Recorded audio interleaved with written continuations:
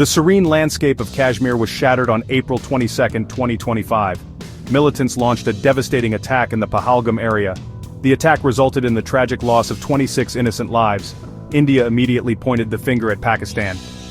They accused Pakistan of harboring and supporting the terrorists responsible for the attack. This accusation ignited a firestorm of diplomatic tension between the two nuclear-armed neighbors. India vowed a swift and decisive response to the heinous act. The attack sent shockwaves through India. Public anger and outrage were palpable. The government faced immense pressure to act. India had long accused Pakistan of using cross-border terrorism as a tool to destabilize Kashmir. This latest attack, however, seemed to cross a red line. India's Prime Minister Narendra Modi, known for his strong stance against terrorism, promised a befitting reply. The international community condemned the attack and offered condolences to the families of the victims. However, the global response was also tinged with apprehension. The fear of a dangerous escalation between India and Pakistan loomed large. The two countries had fought numerous wars and engaged in countless skirmishes over the disputed territory of Kashmir. The specter of another conflict, this time potentially involving nuclear weapons, hung heavy in the air. India began a thorough investigation to gather evidence of Pakistan's involvement in the attack. They shared their findings with the international community, seeking to build support for their case. Pakistan, however, vehemently denied any role in the attack. They called India's accusations baseless and provocative. The stage was set for a dangerous confrontation between the two arch-rivals.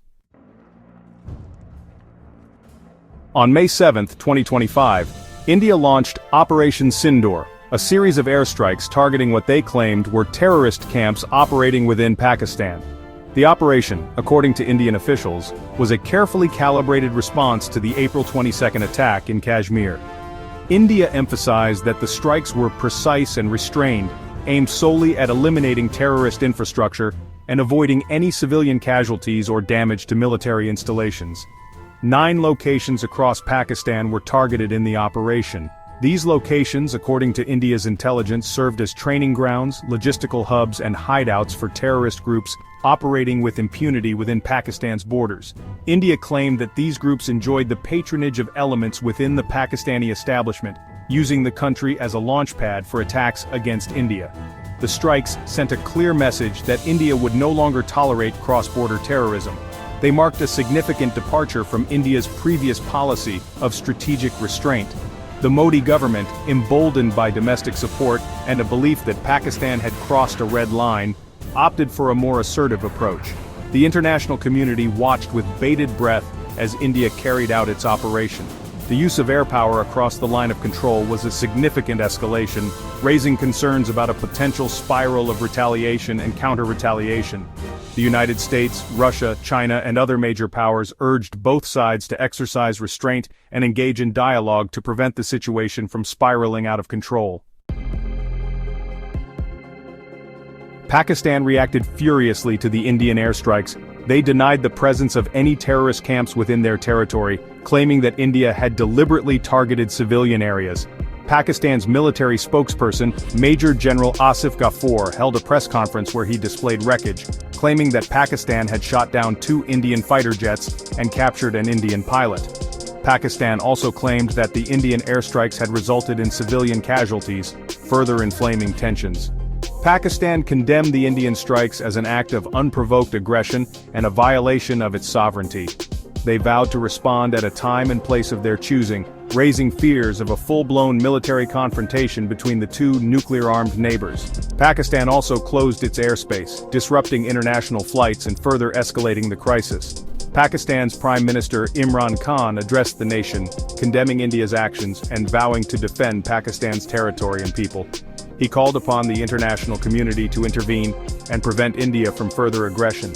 Pakistan also reached out to its allies, China and Saudi Arabia, seeking their support in the face of Indian hostility. The situation remained extremely tense as both sides traded accusations and counter-accusations. The risk of miscalculation and escalation was high.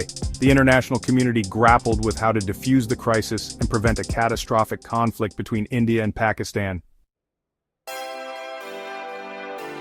In the midst of escalating tensions, there have been numerous calls for restraint and de-escalation.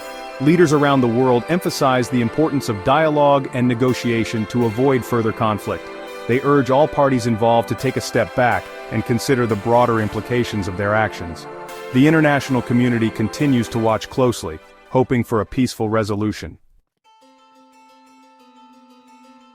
The Kashmir dispute, a long-standing issue between India and Pakistan, has significant global implications. This conflict not only affects the regional stability of South Asia, but also has the potential to impact international relations. Major powers are concerned about the possibility of a larger confrontation, given the nuclear capabilities of both nations. The situation demands careful diplomatic efforts to ensure that peace and stability are maintained, for the sake of the entire world.